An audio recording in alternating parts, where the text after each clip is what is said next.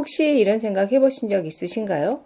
우리 고양이가 말 좀 했으면 좋겠다. 저는 때로는 통역기 같은 게 있으면 딱 좋겠다는 생각까지 들더라고요. 그래서 고양이 번역기를 깔아서 실행해 봤는데요. 거의 다 유료라서 그냥 패스하고 이참에 제대로 공부해보자 라는 생각이 들었어요. 그런데 알고 계셨나요? 고양이는 항상 집사들에게 자신이 하고 싶은 말을 행동이나 울음소리로 표현하고 있다는 걸요. 고양이의 울음소리를 잘 들어보면 기분이나 마음 상태를 어느 정도 알 수 있어요. 그런데 혹시 우리 고양이가 지나치게 운다면 이건 좀 다른 문제입니다. 특히 꼭 새벽에 많이 운다면 집사님들의 스트레스는 말도 못하겠죠. 그때부터는 이른바 좀비 생활의 시작입니다. 그래서 오늘은 고양이가 밤에 오는 이유를 파악하고 그 대처법까지 알려드리려고 합니다. 집사님들 댓글 수백 개도 꼼꼼히 읽고 성공 사례와 실패 사례를 비교해서 정리해 보았어요. 마지막에 표를 올려드릴 테니 꼭 체크해 보세요. 우는 고양이를 위한 3가지 해결법. 첫 번째, 건강 문제 확인하기. 혹시 아파서 우는 건 아닌지 고양이의 건강 상태부터 확인해 주세요. 겉으로 아파 보이지 않더라도 병원에 가서 혈액 검사나 초음파 검사를 해보는 게 좋아요. 특히 2, 3년에 한 번은 종합검진을 권장합니다.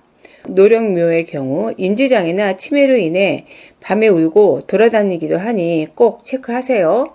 질병이 아니라면 언제부터 이런 행동을 보였는지 곰곰이 생각해 보세요. 저도 돌아보니 아침 일찍 나가고 저녁 늦게 들어오느라 놀아주지 못했던 시기부터였던 것 같아요. 특히 저희 집 문제냥이 꽁치는 냉장고 위에 올라가 저를 빤히 쳐다보며 울거나 캣워크 위에서 머리를 거꾸로 쳐박고 엄청나게 울어요.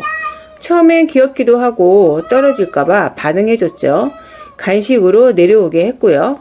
그런데 무시가 답이라는 얘기를 듣고 한 번은 반응하지 않았더니 정말 떨어졌어요.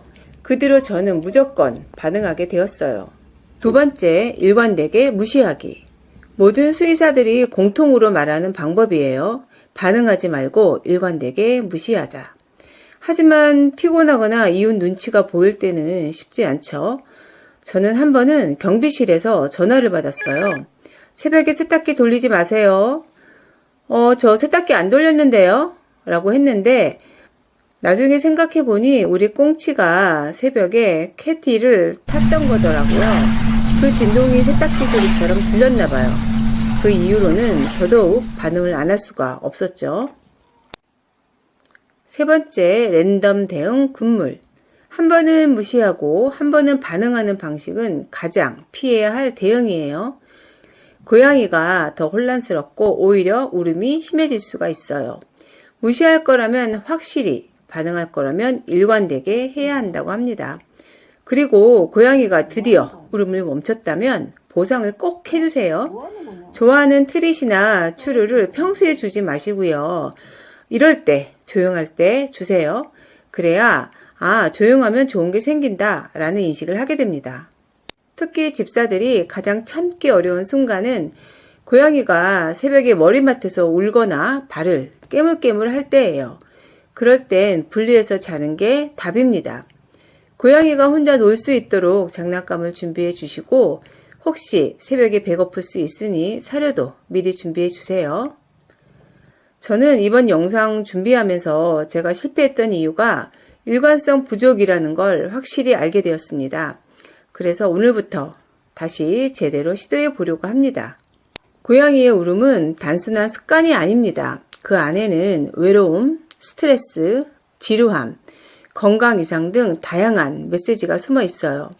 하지만 건강 문제가 아니라면 대부분은 보상학습으로 굳어진 패턴입니다.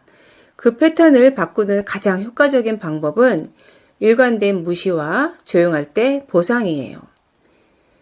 마지막 팁을 드리자면 잠들기 전에 고양이와 충분히 놀아주세요. 에너지를 발산하게 하고 약간의 간식과 쓰담쓰담으로 마무리하면 고양이의 수면 루틴도 훨씬 안정됩니다. 오늘 밤도 고양이의 울음에 지쳐 있다면 제가 드린 방법을 하나하나 실천해 보세요. 오늘도 좋은 집사가 되기 위해 애써주시는 모든 분들께 진심으로 응원의 말을 전합니다. 감사합니다.